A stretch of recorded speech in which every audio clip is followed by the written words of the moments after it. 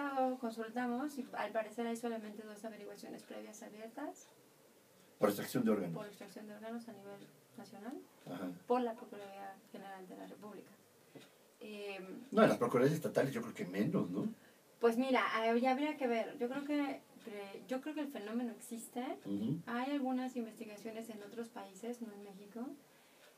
Hay muy pocos datos oficiales por los que casi nadie habla de este fenómeno vinculado a la trata de personas.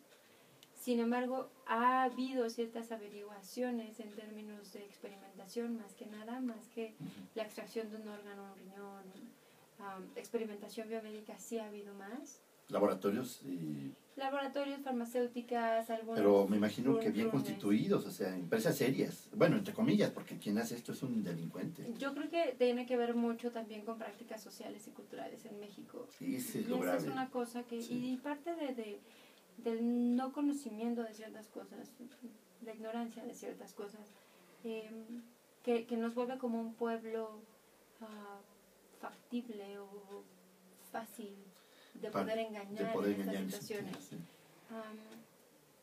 En ese aspecto, se ha hablado mucho de estos camiones en donde van órganos y gente colgada. Ha habido muy pocos casos en donde se pueda comprobar. Ese es un hecho. Sin embargo, sí ha habido en otros países prácticas en donde se puede comprobar que hay países en donde, o personas de ciertos países que viajan a otros países menos privilegiados para obtener un órgano. Para obtener un órgano. Se hacen todos los análisis y estudios, que ese es uno de los argumentos más fuertes en términos de trata que te hacen.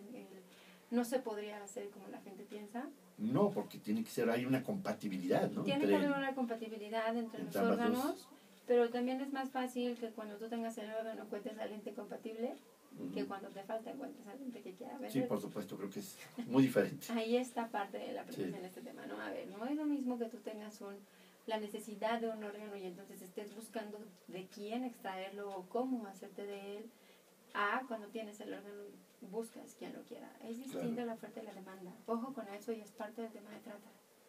Si tú en trata tienes una gran oferta, va a haber mercado para eso.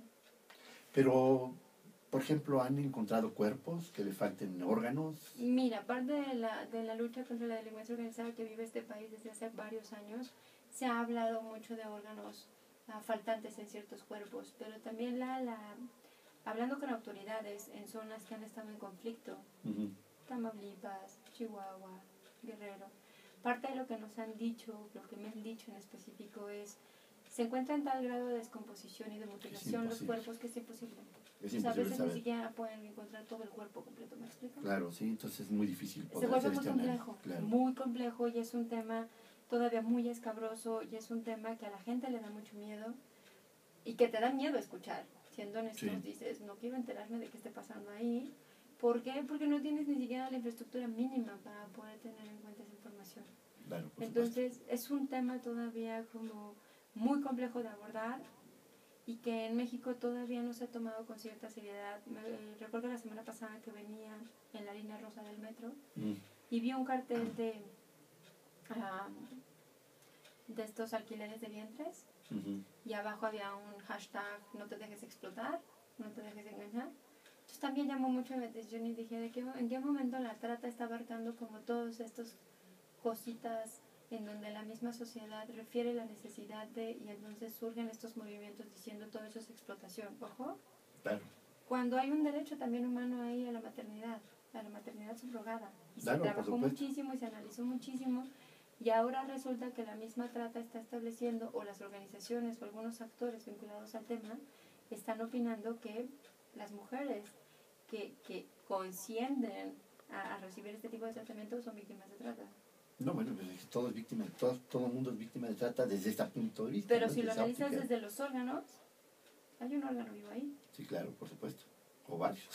Exacto, ¿no? Sí. Entonces, ¿cómo lo puedes ver? Es una línea muy difícil. De por sí el tema de trata es complicado. Cuando tú lo bajas a temas más complejos, se vuelve muchísimo más difícil poder establecer cuáles son esas líneas. Y yo creo que los legisladores que hicieron esta ley, a pesar de que han de haber discutido mucho, les faltó tener un criterio un poco más amplio en términos de qué impacto social y político y penal iba a tener esta ley. Tú no puedes tener a gente que por ignorancia de algún fenómeno Vaya, hay personas acusadas de trata en cárcel que no hablan ni español. Entonces me resulta muy difícil que las acusen de enganchadoras, por ejemplo. Sí, ¿no? Pues cómo se comunican con las víctimas, ¿no? Exacto, ¿no? Desde mi muy particular punto de vista. A lo mejor a señas. Igual, tal vez tenga mucha No, pero facilidad realmente no es serio, ¿no? Es muy poco serio. Pero Es serio, la verdad es que no es serio eso. Pero también pone el balón en la cancha de los juzgadores. ¿Cómo están interpretando esa ley? Sí, yo creo que el problema aquí es que el legislador hace algo que está mal y le pasa el balón al operador jurídico, ¿no? Y ellos tienen que, de lo que les mandan, tratar de hacer algo de lo que tengan, ¿no? Quieren hacer mole y acaban haciendo pipián. Claro. Es una cosa muy complicada también cuando tú ves esos ordenamientos y tú ves esas integraciones, decir, a ver, ¿qué estaba buscando aquí el Ministerio Público? Y después, ¿qué dedujo de eso el juzgador? ¿Por qué? Porque es un fenómeno muy complejo que se tradujo en una conducta delictiva.